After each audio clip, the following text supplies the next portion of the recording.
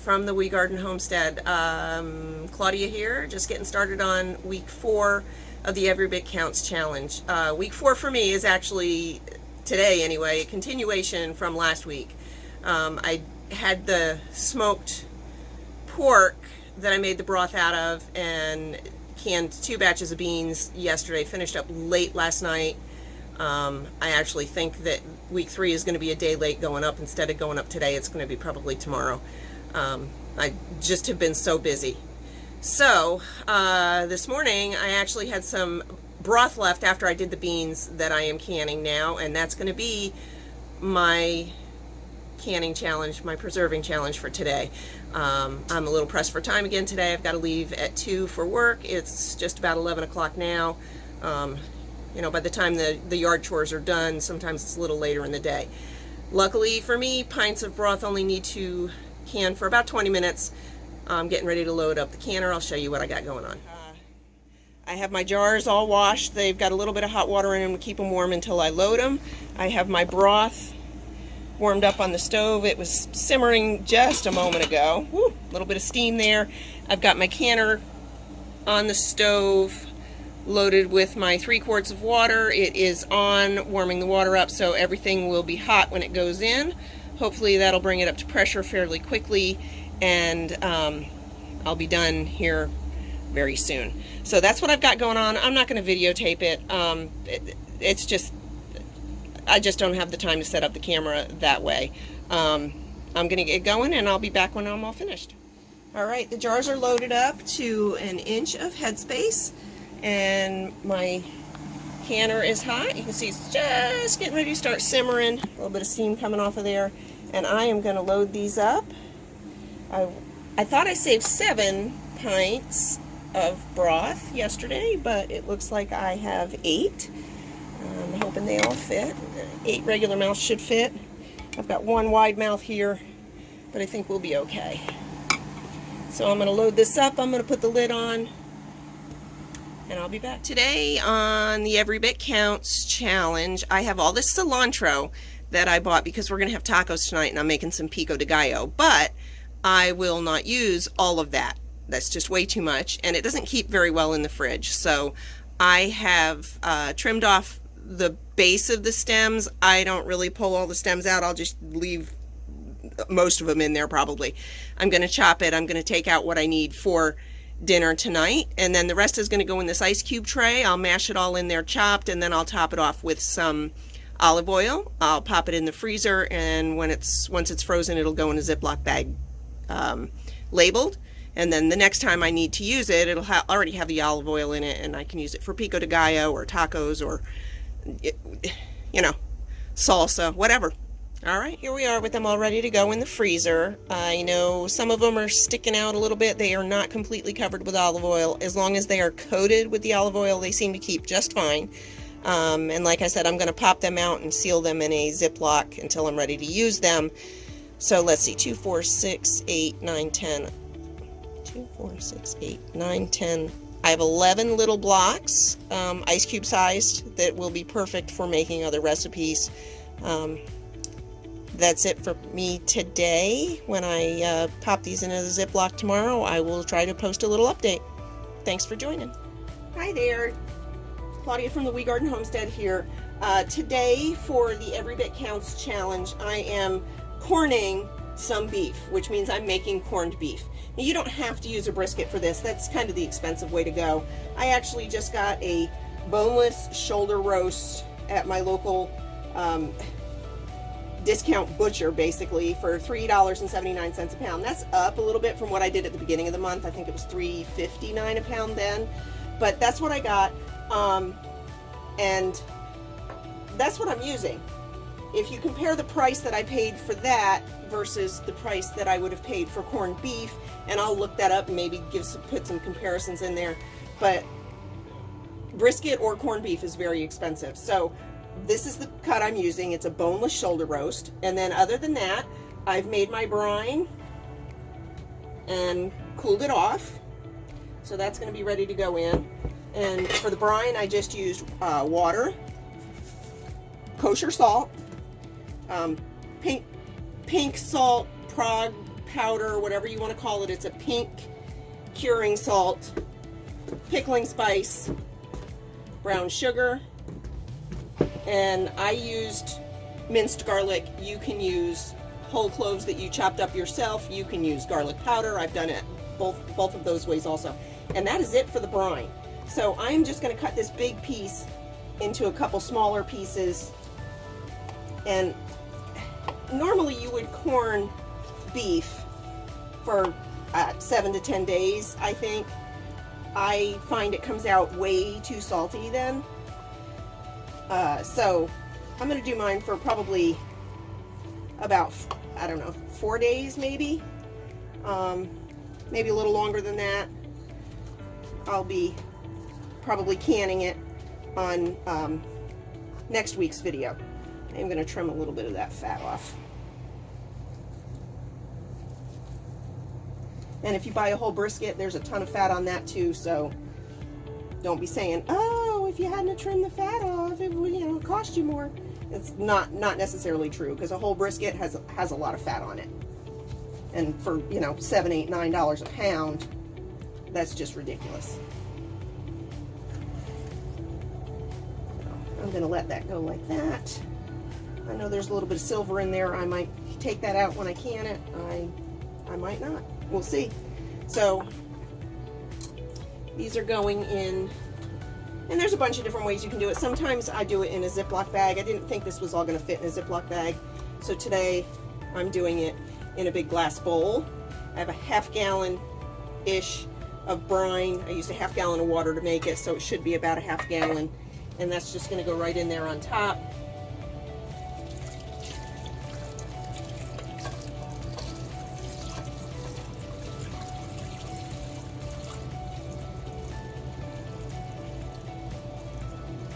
Whew, I was worried that wasn't all going to fit. I don't want to lose all those good seeds though, because that's flavor right there. So that's it. I am going to put a dinner plate on top of that, I hope, to weigh it down. Nope. I am going to put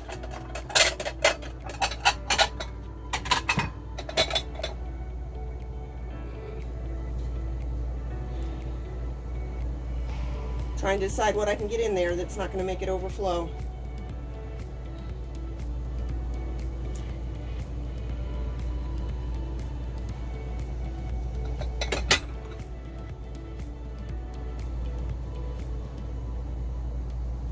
That's a little scary, but that's what I'm going to do. I'm going to set this on a pan in case it does overflow. I've had the bags overflow also.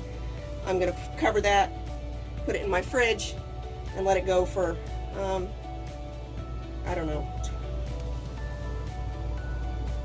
5 days maybe, and we'll go from there. Thanks for joining me today. You're going to edit that to add, I used a small pie plate or sandwich plate for that instead. That's not going to make it run over, and yet it's going to hold the beef under the top of the brine. I will flip those pieces of beef around each day until I'm ready to take them out, and we'll be back. Hi there, Claudia from the Wee Garden Homestead here. Today I am making pickled beets. Today is Thursday. It is the third week of the Every Bit Counts challenge. We like pickled beets. I saw them at the local farm stand, discount butcher, whatever you want to call it. So I grabbed a bunch of beets and I'm doing some pickled beets. Never made them before, but we do like to eat them, so here goes. Alrighty, so right now I have my brine on the stove. I haven't turned it on yet, but I'm going to in just a minute. I don't want it, it's got a lot of sugar in it, and I don't want it cooking without me watching it, because I don't want that sugar to burn in the bottom of it. So basically it's vinegar, sugar, salt, water. I've got cinnamon stick and some cloves going in, and once that warms up, I'm going to put in my beets and my onions. The beets have been boiled and drained and peeled and sliced, and the onions have been sliced, and they are ready to go in there. They will cook for 5 minutes in there. My jars are washed and hot. They've got some hot water in them to keep them from cooling off too much, because I am going to be hot packing these, and my canner will be going on the stove here in just a moment and warming up there too. Alrighty, I have the beets and the onions in, and I have to bring this up to a boil, and then it needs to simmer for 5 minutes, and then I'll be ready to get it in the jars. I'll be back. Alright, there we have it, 4 pints of pickled beets with onions. They are still bubbling, fresh out of the water bath canner. I am going to leave them on the counter until tomorrow, and then I will check the seals. Thanks for joining. Bonus on the beets for today. I saved the water that I originally cooked them in, and I saved the tops and the stems and the peels, and I put them back in the water and I boiled them for a while longer. And now I have 2 quarts of beet juice that I'm going to save and use next week to dye some clothing. Never done it before, gonna give it a try. Why? Because every bit counts. I've had several people ask me how I use some of the things I can in prep, and I'm not sure if this was on the list because, you know, who doesn't know how to use meat sauce? But tonight for dinner I have an eggplant that I sliced and breaded and fried, and I have meat sauce with mushrooms from, I believe, the first week of the Every Bit Counts challenge. I'm going to be warming up the sauce. I'm going to use half of this tonight for dinner, and the other half is going to go in the freezer for the Every Bit Counts challenge for another meal, because there's only 2 of us. We don't need all of this. It's all going to go in my Corningware dish. Yes. And with cheese, and I'll bake it and serve it with some pasta. And that's how I'm going to use that meat sauce with mushrooms. Okay, so today is Friday. I made some fried eggplant and made some eggplant parmesan with some bolognese sauce. That is what is in here. And then I had half of the eggplant left, so that is going in the freezer. I did line it with some parchment paper between the layers because I was worried they were going to stick in the freezer. But now they're already breaded and cooked. I only made the mess once for 2 meals. If I'd have been thinking when I grabbed that eggplant, I would have grabbed, like, I don't know, 2 of them. But anyway, this is going in the freezer for another meal, and all I have to do is pull it out, bake it for a few minutes, layer it with whatever I want to layer it with, and go from there. Thanks for joining. We are making fire-roasted red peppers and canning them today. They are direct on the coals, and as soon as they are blackened and blistered, we'll pull them off and put them in a bowl and cover them and put them in the fridge for a little while, and then they will peel really easily. That skin will peel right off, and then I will can them. So I will be back when I'm ready to can them. The peppers have been in this pot with the lid on probably about, I don't know, 45 minutes or an hour. I've already peeled 2 of them. I am going to peel the rest of them real quick. It's just so easy. They're a little slippery. It's so easy. They're still a little bit hot, but look at this. The skin just comes right off. The skin just comes right off.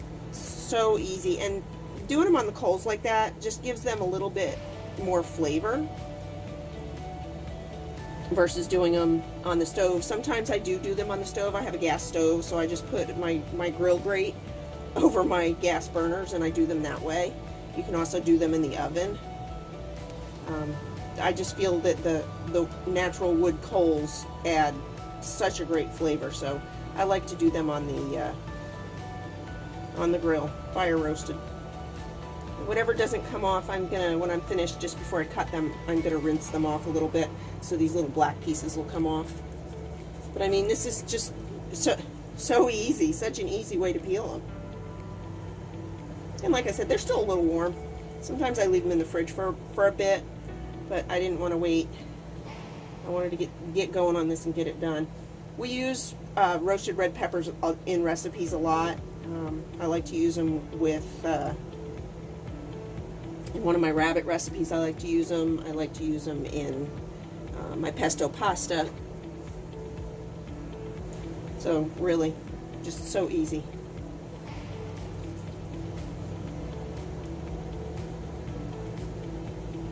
Damn, those peppers smell so good. In case y'all didn't hear that, he said, "Damn it, those peppers smell so good."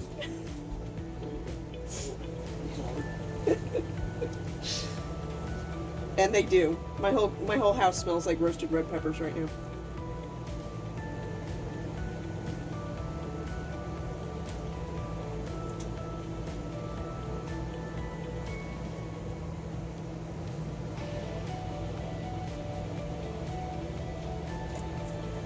Last one. Once in a while I gotta use my fingernail, but for the most part they just slide right off.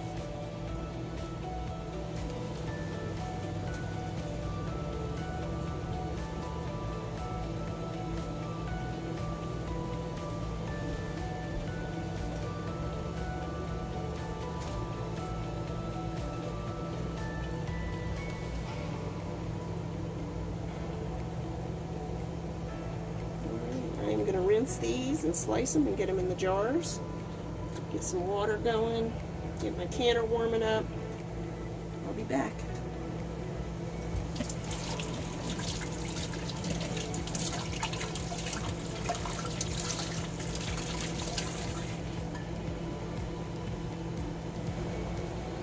Okay, here's where we're at. I have the peppers all rinsed and cut into quarters.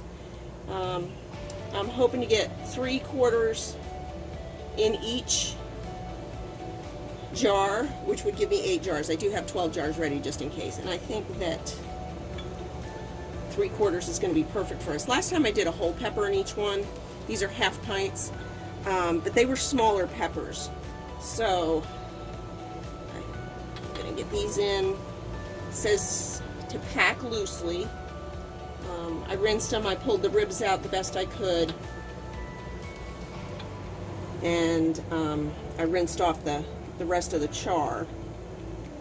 So that's all I'm doing here. Just trying to get 3/4 in each one, which will give me 8, which is a good number.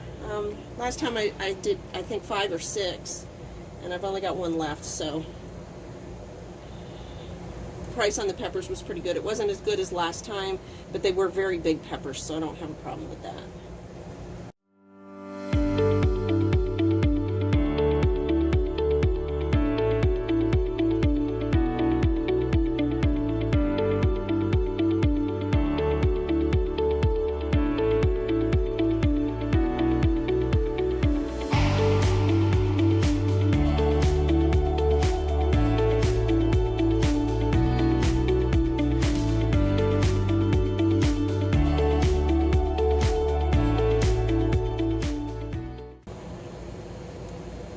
That one definitely needs to be debubbled. I can see the air in the bottom of it.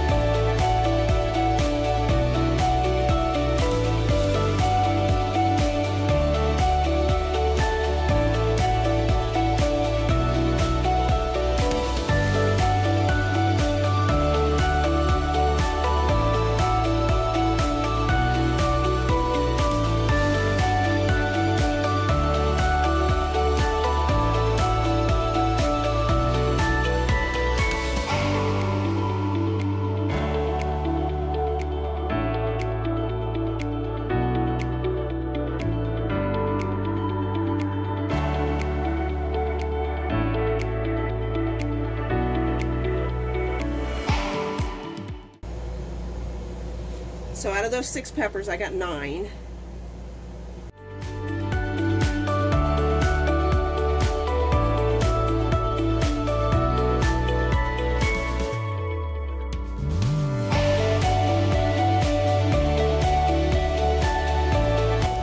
Finger tight.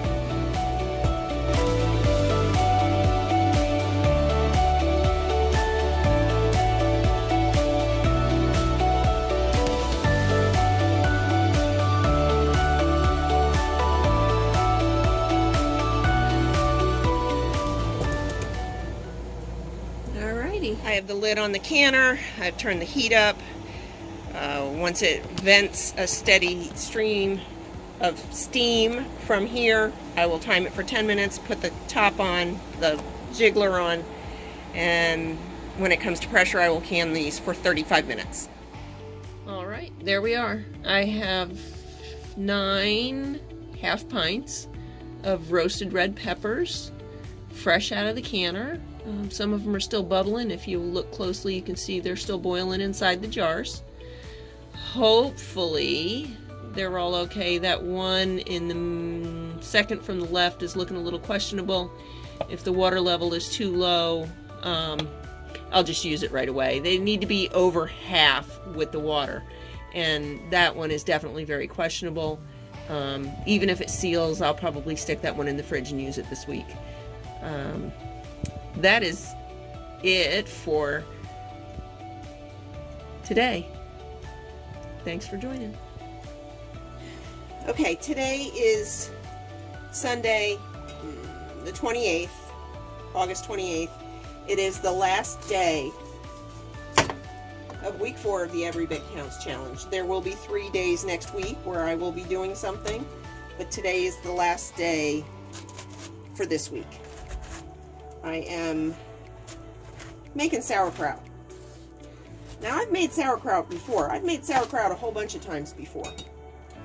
I've made sauerkraut very successfully a whole bunch of times before. I've also, you know what? I'm not making sauerkraut today. And I'll tell you why. Because this head of cabbage is full of mold. And I've had sauerkraut go moldy before. I'm not even wasting my time with it today. But this, all these black spots, pretty sure that's all mold.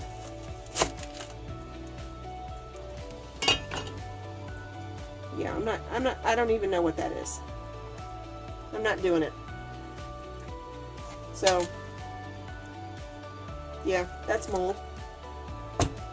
This will all go to the chickens. And, I guess you could say I'm preserving this cabbage by turning it into eggs. Thanks for joining.